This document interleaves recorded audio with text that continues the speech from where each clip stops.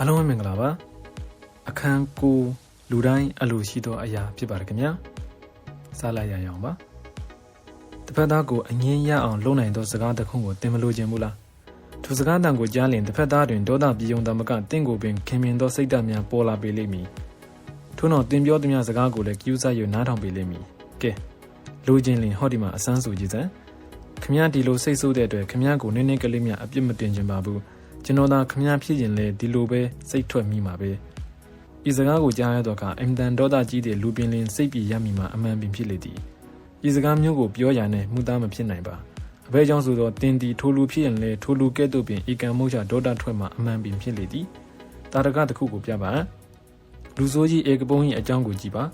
အကယ်၍သာဧကပုံးလိုကိုလုံးကိုပေါက်စိတ်နေစိတ်ထားမျိုးတင်းနိုင်ရှိသည်ဆိုကြပါစို့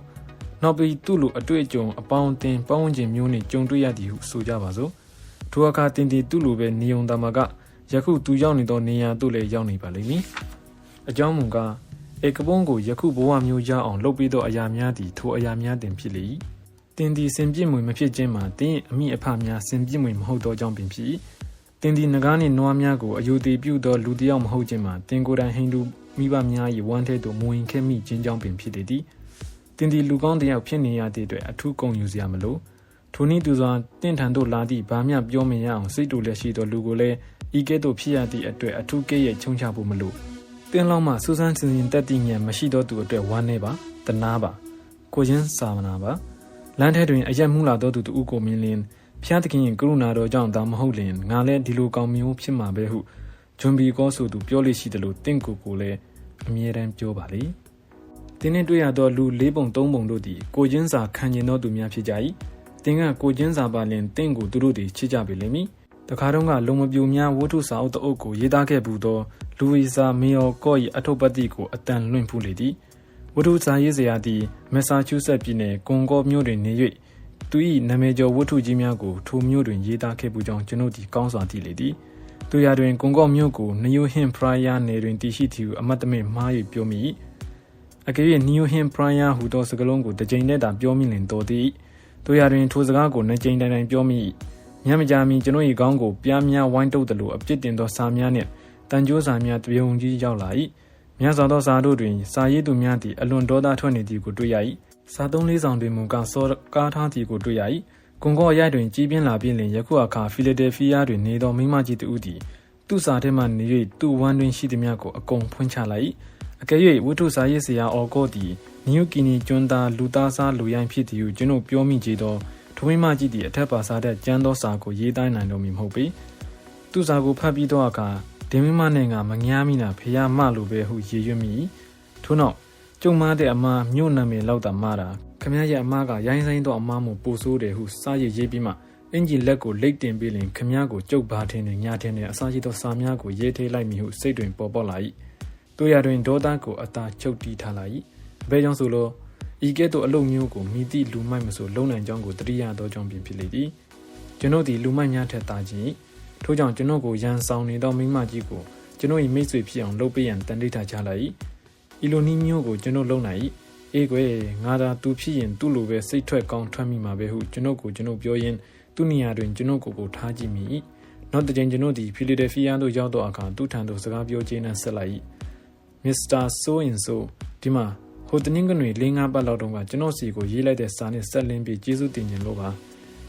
အခုစကားပြောနေတာဘယ်သူပါလိမ့်ကျွန်တော်ပါဒေးကနေကြည့်လေဟိုတနင်္ဂနွေ၄-၅ ပတ်လောက်တုန်းကလူဝီစာမေယော်ကော့အကြောင်းကိုရီဒီယိုနဲ့ပြောတာကြားလိုက်ရတယ်မဟုတ်လားအဲ့ဒီတုန်းကကျွန်တော်ကိုနီယိုဟင်ပရိုင်ယာနေတဲ့မှာရှိတယ်လို့မှားပြီးပြောမိသွားပါတယ်ဒီအမားကိုပြောမိတဲ့အတွက်တောင်းပန်ခြင်းလို့ပါဒီလိုဒုက္ခခံပြီးစာရေးလိုက်တဲ့အတွက်ကျေးဇူးအများကြီးတင်ပါတယ်အော်မစ္စတာကနေဂျီလားကျွန်မအဲ့ဒီစာကိုရေးမိတာဝမ်းနေပါတယ်ရှင်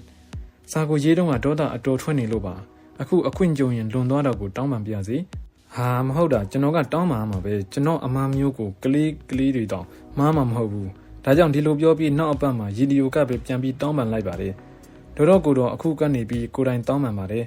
်ကျွန်မဟာမက်ဆာချူးဆက်ပြည်နယ်ကွန်ကော့မြို့တွင်မွေးဖွားပါတယ်အနည်း200လောက်ကနေစပြီးကျွန်မတို့ကိုဘိုးဝါမိဘများဟာမက်ဆာချူးဆက်မှာအတော်ထင်ပေါ်ကြော်ကြားခဲ့ပါတယ်။ဒါကြောင့်ကျွန်မတို့နေအပေါ်မှာကျွန်မအင်မတန်ဂုဏ်ယူပါတယ်။ဟိုနေ့ကမစ္စတာအော်ကောဟာနီယိုဟင်ပရိုင်ယာနေမှာမွေးတယ်ကို ရှင်ပြောတဲ့စကားကိုကြားတော့ကျွန်မအတော်စိတ်ပြတ်သွားတယ်။သူ့အိမ်မဲ့ဒီစာကိုရေးလိုက်မိတဲ့အတွက်တောင်းပန်ပါတယ်။အင်မတန်လဲရှက်ပါတယ်။တော်တော်စိတ်ပြတ်တာဟာကျွန်တော်စိတ်ပြတ်တာနဲ့10ပုံတပုံတောင်မရှိဘူးလို့ကျွန်တော်ပြောချင်ပါတယ်။ကျွန်တော်အမားဟာမစ္စတာရှုဆက်ကလူတွေရဲ့စိတ်ကိုမထိခိုက်တော့လဲကျွန်တော်ရဲ့စိတ်ဟာအများကြီးထိခိုက်ပါတယ်။ဒီလိုရည်ရွယ်နဲ့စကားပြောတဲ့လူတွေကိုတော်တော်တို့လိုလူကုန်ထမ်းများကဒုက္ခခံပြီးစာရေးခဲ့ပါတယ်။နောက်ကျွန်တော်စကားများအတွင်အမားပါလာရင်လည်းယခုလိုပဲစာရေးပြီးပြင်ပေးလိမ့်မယ်လို့ကျွန်တော်မျှော်လင့်ပါတယ်။ရှင်ဒီလိုဝန်ခံတာမျိုးကိုကျွန်မအင်မတန်သဘောကျပါတယ်။ရှင်ဟာလူကောင်းပဲရှင်နဲ့နောက်ထပ်ပြီးအသေးချာတွေ့ကြပါသေးတယ်။သူ့ဘက်မှနေ၍ကြည်ချင်းအဖြစ်သူကလည်းကျွန်ုပ်ဘက်ကနေ၍ကြည်ချင်းဖြစ်လေသည်။သူ့ရဲ့ဒေါသကိုမေတ္တာနှင့်ပြန်တွေ့လိုက်သည့်အတွက်ကျွန်ုပ်မှလည်းများစွာကျေနပ်ခြင်းဖြစ်လေသည်။မစ္စတာတက်ဒီအမေရိကန်သမ္မတဖြစ်စဉ်ကပေါင်တင်းဆက်ဆံရေးနှင့်ဆက်လင်းရဲ့အခက်အခဲပေါင်းများစွာတွေ့ခဲ့ရလေသည်။သူရေးသောဝန်ထမ်းချင်းစဉ်စာအုပ်ထဲတွင်မိမိ၏သားအတွက်အတော်အထင်ကြီးနေသောမိခင်သူ၏ဒေါသကိုပြေသွားအောင်မိကဲ့သို့လုပ်ရသည်ကိုရေးထားသည်မှာစိတ်ဝင်စားဖွယ်ကောင်းပေသည်။နိုင်ငံရေးတွင်ဩဇာညောင်းသောဝါရှင်တန်မြို့ကပုဂ္ဂိုလ်ကြီးသူ၏မိန်းမသည်သူ၏သားကိုနေရာတကာတွင်ခန့်ထားရန်ကျွန်ုပ်ကိုတနင်္ဂနွေ6ပတ်မြတ်မကနပူနဇာလှုပ်လက်ရှိလေသည်။သူကိုထောက်ခံမင်းအထက်လွတ်တော်နှင့်အောက်လွတ်တော်အမတ်များလည်းတပုံကြီးရှိသည်ဖြင့်ကျွန်ုပ်ကိုသူတို့ကပါလေးနက်စွာထောက်ခံပြောဆိုတဲ့ရှိကြ၏ခန္ဓာမဲ့ယာတုမှာတီးတန့်အရေးချင်းနှင့်ပြည့်စုံရမည်ဖြစ်သည်ဖြင့်ထိုအလုပ်ကိုစီမံအုပ်ချုပ်သောသူ၏ထောက်ခံချက်အရကျွန်ုပ်သည်အခြားလူငယ်တဦးကိုခံလိုက်၏ညမကြမီအဆိုပါမိမဓာမှာစာဆောင်ရရှိ၏ထိုစာထဲတွင်ကျွန်ုပ်သည်ကျေးဇူးတည်သောလူတစ်ယောက်ဖြစ်ကြောင်းကျွန်ုပ်ကလောင်တစ်ချက်ဝင့်လိုက်ရုံနှင့်သူသားအလုပ်ရနိုင်သည်ဖြင့်မိခင်ကိုပါစိတ်ချမ်းသာအောင်လုပ်နိုင်ပါလျက်တမင်သက်မလုပ်ဘဲနေကြောင်းထိုမြတ်မကသည်ကျွန်ုပ်ကိုယ်တိုင်စိတ်ဝင်စားနေသောအုပ်ချုပ်ရေးဥပဒေကြမ်းတရားကိုဝိုင်းပြီးထောက်ခံကြရန်သူနယ်ကအမတ်တွေကိုသူကိုယ်တိုင်စူးစမ်းပြီးတိုက်တွန်းပေးရသည့်ကျေးဇူးကိုမှမထောက်ထားဘဲယခုကဲ့သို့စိန်ကားကြောင်းအစရှိသည့်တို့ကိုပါသူစာထဲတွင်ထည့်ရေးလိုက်သည်တင်ဒီအလိုစာမျိုးကိုရရှိလျင်ဤကဲ့သို့တင့်ကိုစော်ကားသောစာကိုရေးတဲ့သူဟာမိတို့မိပုံပြင်းပြင်းထန်ကလဲ့စားရှိရပါမည်နည်းဟူသောစိတ်ထားများသည့်ရှိဥစွာတင်းဤစိတ်ထဲတွင်ပေါ်လာလိမ့်မည်ထို့နောက်သူတို့ထံသို့ပြန်မဲ့စာကိုထိုင်ရေးနေလိမ့်မည်အကယ်၍တင်းဒီစင်ရင်တုံတရားနှင့်ပြေးဝသောသူတူဖြစ်ခဲ့လျင်ထိုစာကိုတင်းစပယ်ကုံအန်ဆွဲထဲထည့်၍တောခတ်ထားပေလိမ့်မည်နောက်နေ့ရက်မြကြာသောအခါထိုစာကိုအန်ဆွဲနှမှထုတ်၍ပြန်ဖတ်ကြည့်လျင်တင်းဒီထိုစာကိုထည့်ကျင်တော်မူမဟုတ်ပေကျွန်ုပ်လည်းဤနည်းအတိုင်းပင်လုပ်လေသည်အတော်ကြာသောအခါအဆိုပါမိခင်ထံသို့ဤကိစ္စမျိုးတွင်မိခင်လုပ်သူတူမှမြင်မြတ်စိတ်မချမ်းသာဖြစ်မိဆိုသည်ကိုကောင်းစွာစာနာမိကြောင်းဤကိစ္စမှာလည်းကျွန်ုပ်တူတီးသဘောဖြင့်မပြီးနိုင်ကြောင်းသက်ဆိုင်ရာတည်တံ့အရေးချင်းမျိုးလိုသည့်အတွက်ထိုဌာနကိုနားလေသည့်ကြီးကြပ်အုပ်ချုပ်သူ၏ထောက်ခံချက်ကိုလိုက်နာပြီးလျင်အခြားလူတဦးကိုခန့်လိုက်ကြခြင်းဖြစ်ကြောင်းအစရှိသည့်တို့ကိုတိမ်မွေ့ခြင်းကြီးစွာရေးသားထားသောစာတစ်စောင်ကိုပို့လိုက်ရသည်ထို့ပြင်လည်းထိုစာထဲတွင်သူအလိုရှိသည့်အတိုင်းသူ၏သားသည့်အရေးချင်းနှင့်ပြည့်စုံလာပြီးလျင်ယခုလက်ရှိအလုပ်ကိုလှုပ်ရင်းကြီးပွားလာလိမ့်မည်လို့မျှော်လင့်ကြောင်းထည့်ရေးလိုက်သည်ထိုစာသည်မိခင်ဖြစ်သူကိုအတော်ကျေနပ်သွားစေလေသည်ညမကြမီရခင်ကစာကိုရေးမိသည့်အတွက်ဝမ်းနည်းကြောင်းပြန်စာတစ်စောင်ကိုသူ့ထံမှရရှိလေသည်တို့ရတွင်ကျွန်ုပ်ခန်းလိုက်သည့်လူကိုရုတ်တရက်အတိမပြုတ်သေးပဲရှိရာအတော်လေးကြာပြီးနောက်စာတစ်စောင်ထပ်မံရပြန်လေသည်ထိုစာကိုသူ့ယောက်ျားရေးသည့်အနေနဲ့ရေးလိုက်များလဲရခင်ကသူ့ထံမှရထားသောစာများနှင့်လက်ရေးချင်းအတူတူပင်ဖြစ်လေသည်ထိုစာထဲတွင်ယောက်ျားဖြစ်သူကသူ၏မိန်းမသည်သူသားရာထူးမရသည့်အတွက်စိတ်အပြက်ကြီးပြက်ပြီးလျင်မစားနှင့်မတောင်းနိုင်ဖြစ်ရာယခုအခါအားပြက်ကအိယာပေါ်ကပင်မထားနိုင်တော့ရှိသဖြင့်ထိုမိခင်သူ၏အသက်ကိုချမ်းသာစေခြင်းနှင့်အတိမပြည့်ရသည့်သောလူကိုပယ်ပြီးနောက်သူသားကိုသာထိုရာထူးတွင်ခန့်ထားရန်အကြောင်းကြားစာရေးသားထားလေသည်စာထဲတွင်ထိုစာသည်သူမိမမရေးနိုင်သဖြင့်သူယောက်ျားရေးလိုက်ရသည်ဟုပါသောကြောင့်ကျွန်ုပ်သည်သူယောက်ျားထံသို့စာပြန်လိုက်ရပြီသည်ကျွန်ုပ်၏စာထဲတွင်ဤကဲ့သို့သူမိမနေမကောင်းခြင်းသည်စေတစာနာကြောင်းမဖြစ်ပါစေနှင့်ဟုဆုတောင်းကြောင်းသူမိမအပြင်းထန်နေမကောင်းကြောင်းကြားရသည့်အတွက်စိတ်မကောင်းပါကြောင်းတို့ရာတွင်ခန့်ပြီးသောသူကိုပယ်ပြစ်ရမှာမဖြစ်နိုင်တော့ကြောင်းအဆရှိသည့်တို့ကိုထဲ၍ရေးလိုက်ရလေသည်ကျွန်ုပ်ခန့်လိုက်သောသူကိုများမကြာမီအတည်ပြုလိုက်၏သူယောက်ျားရေးလိုက်သည့်ဆိုသောအဆိုပါစာကိုကျွန်တော်ရ၍2ရက်လောက်ကြာသောအခါအင်တော်တွင်အတီးအမှုတ်ပွဲတစ်ခုကျင်းပရာအားပြ၍အိယာထဲ၌လဲနေရရှာသည်ဆိုသောမိန်းမနှင့်သူယောက်ျားလည်းရောက်လာကြလေသည်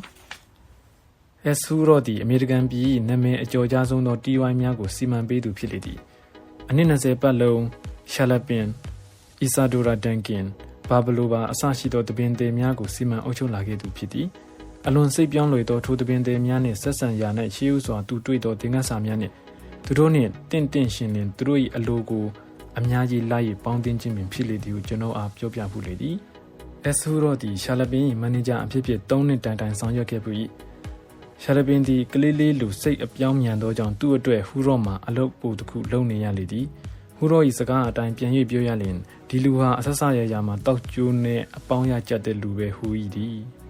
အပေါင်းရကြပုံကိုတက်တည်တစ်ခုထုတ်ရပြဖန်တတဲ့၌နေ့လေ12နာရီလောက်တွင်ဟူရော့သည်ရှာလပင်ထံမှစကားပြောကျင်းနှန်းဆက်တန်ကြရ၏ထိုနေ့ည9နာရီတွင်တချင်းဆိုရန်အတွက်အားလုံးစီစဉ်ပြီးဖြစ်လေသည်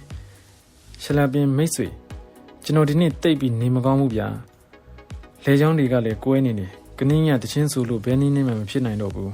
ထိုစကားကိုကြားရတော့အခါဟူရော့သည်တယ်လီဖုန်းထဲမှနေ၍ရှာလပင်နှင့်အငင်းခုန်လုပ်နေသလားမလုပ်ပါတပင်တင်များကိုဤနီးမျိုးဖြင့်လုပ်ရမရကြောင်းသူဒီကောင်းစွာသိလေသည်ထို့ကြောင့်တယ်လီဖုန်းကိုအသာချထားပြီးတော့ရှာလပင်တဲကုန်နေသောဟိုတယ်သို့အရေးတကြီးလိုက်သွား၏ဟိုတယ်သို့ရောက်၍ရှာလပင်နှင့်တွေ့တော့အခါကျွတ်ဖြစ်မှဖြစ်ရလေဗျာဒီလိုဆိုရင်ကနင်းညဘယ်နဲ့ဆိုရပါမလဲကနင်းညပွဲကိုကျွန်တော်ဖျက်ပစ်လိုက်မယ်မဆိုရလို့ငွေ6000လောက်မရပဲရှိတော့မှာပေါ့မဟုတ်ဘူးလားဗျာငွေမရတာတဲ့နာမည်ပြတ်တာတော့မခံနိုင်ဘူးဟုအလွန်ကရုဏာတက်သောမျက်နှာထားနှင့်ဟူတော့ကပြောလေသည်ထိုအခါရှာလပင်သည်တက်မကြီးချသွားပြီးလင်ညနေ9နာရီလောက်တစ်ခေါက်လာကြည့်စမ်းပါအောင်ဒီအခါကျရင်နည်းနည်းများတက်တာမလားလို့ဟုပြန်ပြောလေသည်ညနေ9နာရီထိုးတော့ကဟူတော့သည်ရှာလပင်ထံသို့အလွန်ကရုဏာတက်သောမျက်နှာထားနှင့်တွားပြန်လေသည်ထိုအချိန်တွင်လည်းဘယ်နဲ့လဲရှာလပင်ညပွဲကိုဖျက်လိုက်မယ်လေဟုစုပ်တက်နှင့်ပြန်ပြော၏ရှာလပင်လည်းတက်မရှာများတိုင်းချပြီးနောက်တော်ကလေးကြရင်တစ်ခေါက်လာလဲခဲ့ပါအောင်အဲ့ဒီတော့တက်တာကောင်းတက်တာပါလိမ့်မယ်လို့ပြောလေသည်ည9နာခွဲလောက်တွင်တကြိမ်ထပ်၍တွေ့ကြသောအခါမှရှာလပင်တချင်းဆိုမြူကတိပေတို့ရတွင်သူတချင်းမဆိုခင်ဟူတော့သည်ပရိသတ်ရှိထွက်ပြီးလင်ရှာလပင်ယနေ့ညအေးမီတစ်ဖြစ်အတန်တိတ်မကောင်းသည့်အကြောင်းကျင်းညာပေးရမည်ဟုမှားလိုက်၏မစ္စတာဟူတော့ကလည်းကျင်းညာပေးပါမည်ဟုဝန်ခံခဲ့၏အဘဲကြောင့်ဆိုသောဤနည်းနှင့်လုံမှသာရှာလပင်ကိုထိုနေ့ညတွင်တချင်းဆိုခိုင်းရတော့မည်ဖြစ်သောကြောင့်သည်ဒေါက်တာအာသာအန်ဂိတ်သည်သူ၏နာမည်ကျော်ပညာရေးစိတ်ပညာစာအုပ်ထဲတွင်အောက်ပါအတိုင်းရေးသားဖူးလေသည်လူတိုင်းအတနာခံကျင်ကြ၏ကလေးလေးကလည်းအတနာခံလူသောသဘောဖြင့်သူ၏ဒဏ်ရာတစ်ခုခုပြ၏အကယ်၍ဒဏ်ရာမရှိသည့်လျှင်သူ၏ဒဏ်ရာတစ်ခုခုကိုရအောင်လှုပ်၍ပင်ပြတတ်၏